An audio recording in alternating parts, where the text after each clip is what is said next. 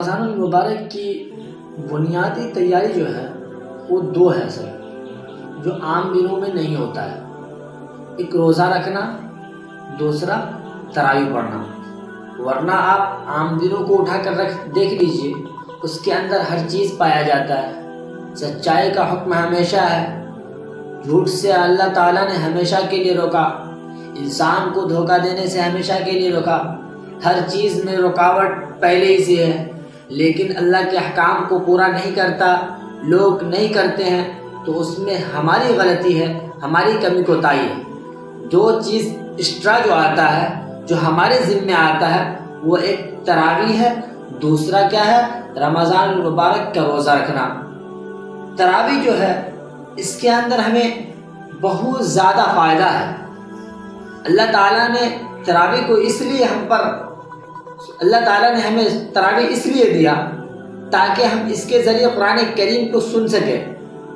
یہ سنت مؤکدہ کے درجہ میں ہے، اور اس تراویح سے ہمیں فائدہ یہ ہوتا ہے کہ قرآن کو کم سے کم ہم 30 پارے کو سن تو لیتے ہیں، تاکہ اللہ کے یہاں جب ہم سے پوچھا جائے کہ تمہارے سامنے سے رمضان کا مہینہ گزرا تھا، تم رمضان المبارک میں اپنے ایام کو گزارے تھے، لیکن تو نے قرآن پڑھا یا نہیں پڑھا؟ کیونکہ قرآن کریم کا نازل ہونا رمضان المبارک کے مہینے ہی میں ہے، اس لیے قرآن کریم کو زیادہ سے زیادہ پڑھنے کی جو ہمیں اطلاع دی جاتی ہے، جو ہمیں کہا جاتا ہے، اس لیے کہ قرآن کریم کا نازل ہونا اسی مہینے کے اندر ہے۔ اور اللہ تعالیٰ نے ہر چیز کو اس مہینے کے اندر اس کے اجر کو، اس کے ثواب کو بڑھا دیتے ہیں، اور قرآن کریم کے ایک ایک حرف پر 10 نیکی ہے۔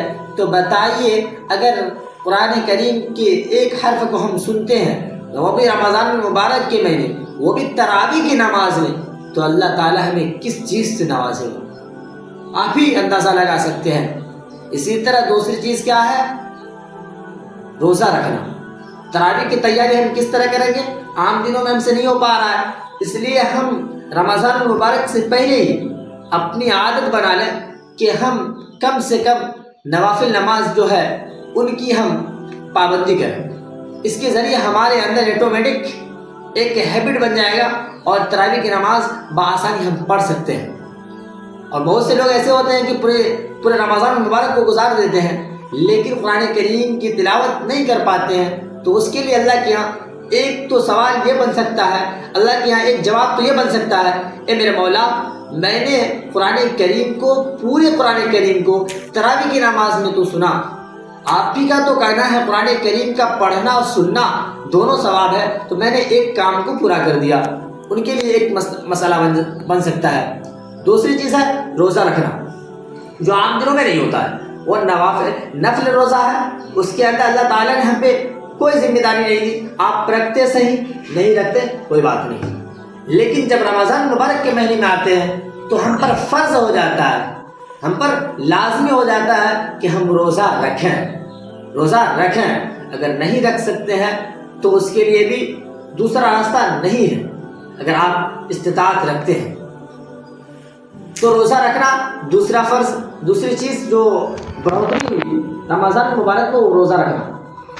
روزہ کے اندر بہت سارے فوائد ہیں، جیسا کہ آج کل کے سائنٹسٹ بولتے ہیں، روزہ کے ذریعے سال بھر میں انسان کو کبھی نہ کبھی بھوکا رہنا چاہیے، اس کے ذریعے پیٹ کی صفائی ہوتی ہے۔